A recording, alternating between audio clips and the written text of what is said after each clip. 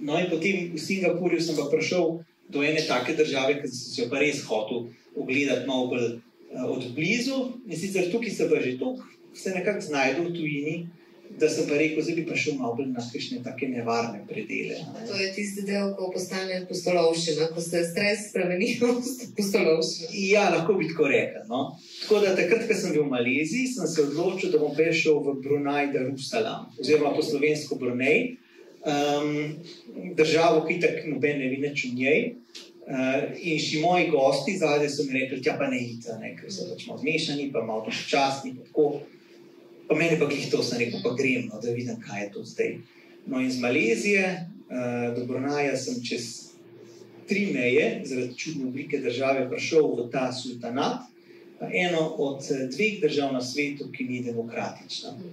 Vsi poznamo ta nova Severna Koreja, pa Kuba, pa tako naprej, ampak oni imajo elementi demokracije. Edin Saudska Arabija, pa Brunei nima demokracije, je pač 100% sultanat, vse kontrolira sultan. Najprej sem jaz vstopil v to državo, sem mogel podpisati razne papirje, da nisem s sabo, ne vem, da nimam kakšnih drog, pornografije in tako naprej, da bom spoštoval te verske muslimanske zapovedi, šeriatsko pravo in tako. In potem sem jaz prišel sem, da vidim, kaj je to za ena čudna zadeva. In si začutil neki mir tam, ne? Ja, in namesto ekstremnih visečih ljudi, pa ekstremnih zavitih muslimanov je bilo popolnoma drugimično. To je pa bolj pač to poglavje. Bom prebrala. Vsi so se nam nasmehljali in so bili do naju res zelo, zelo spoštljivi.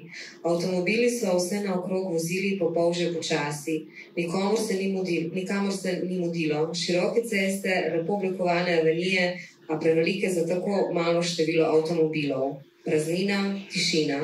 Vsi mimoidoči so se obnašali, kot da hodijo hipnotizirani v nekakšni polzavesti. Center mesta je bil tih skupek dolgočasnih ulic brez utripa in reklam, spet s prijaznimi ljudmi. Vsi mimoidoči so delovali, kot da so na dopustu. Umirjenost je delovala skoraj da groteskno. Kot bi se čas ustavil, nikjer ni bilo nobenega nakupovalnega centra, trgovine in različne poslovalnice so bile prazne. Še največji zvok v ozadju je bil klic k molitvi. To je Brunei Darussalam. Ja, to je to.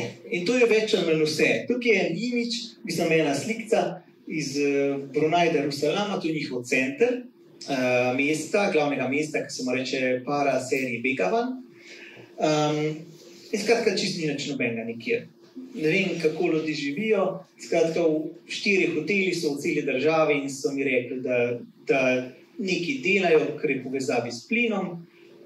Ostalo pa itak tisti, ki ne delajo, pač sultan poskrbi za njih v okviru pač te religije. No. Tako da ni veliko slik iz tega Brunei Darussalama. Največja atrakcija je mošeja na otoku, ko se mu reče lebdeča mošeja. Pa tukaj sem recimo dobil na tržnici eno prodajalko, ki je bila tako prijazna, da se mi je pustila slikati.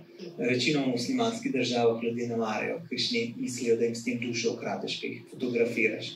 Tako da ta je pa rekla, pa lahko. Zaradi tega je bila tako navdušena, da sem jaz pa prišel iz Evrope, iz neke druge države, v to njihovo državo, na katero so zelo ponosni. No.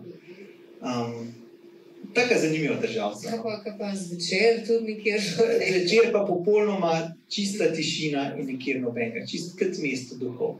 Brunei Darussalam je velik za pol Slovenije, če si predstavljate, ima pa približno 500 000 ljudi. In vsi so doma, ne vem, kaj delajo, nimam razlage. No? Nisem imel stigla razlage z nobenim človekom, da bi ti zaupal kakšne insajderske informacije. Odlično, ja, z enim sem pa imel, in sicer s temle, sem pa imel. Tukaj, ko sem se sprehajal po tem Bruneju in se čudil, zakaj ni nič, ob tej reki, to je v bistvu tak zatok, oni imajo take zatoke, je pa prišel tale gospod, ki je bil takole napravljen in je rekel, ja pa dajte pa zapelja malo tukaj do naših starih vasi. V ozadju so hiše na kolih, kjer so Brunejci živeli, preden so odkrili zemeljski plin.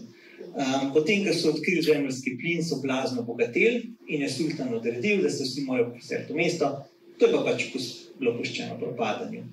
No, jaz sem rekel, prav v redu, pa me je zaperil, pa nekaj govor angliško, pih na pol. No, in potem sem ga jaz vprašal, kaj pa ti delaš, kle pa tako. Je rekel, ja, jaz grem pa zdaj v Malezijo, ker Malezija je sosedna država. Sem rekel, kaj pa, je rekel, jaz pa tihotapam to blago, nelegalno, pa pol vsi v Evropi pomislimo, ja, mogoče pa on tihotap, ne vem, drogo ali pa, ne vem, cigarete mogoče, to, kar smo navajeni, ki je taka totalitarna država. Potem je pa tamle vzad v čovnu, je bil tako spravljen, rekel, ne, jaz pa tihotapam pornografijo. Ja. In to je tihotapec pornografije v Bruneju, Darusalamu. Sem rekel, če se lahko slikava, pa je rekel, ja, lahko sam ne smejo me videti, pa tako, ker če bi ga v primeru, če ga dobijo, je, ne vem, zaprejo udarci z bičem, šeriatsko pravo. Ja, tako da, ja, to je recimo en tako tisti. Underground kar močen. Underground je močen, ja. Underground je močen. Je pa tudi kajenje prepovedano, mogoče za tako predstavo, koliko je to zanimiva država. Kajenje prepovedan, pač šeriatsko pravo. Jaz sem mogel tam podpisati, ne vem, če bi karkoli naredil, da sem je odrežal kopa, take stvari. Ja, čest. Tako malo zobrno, malo vse skupaj.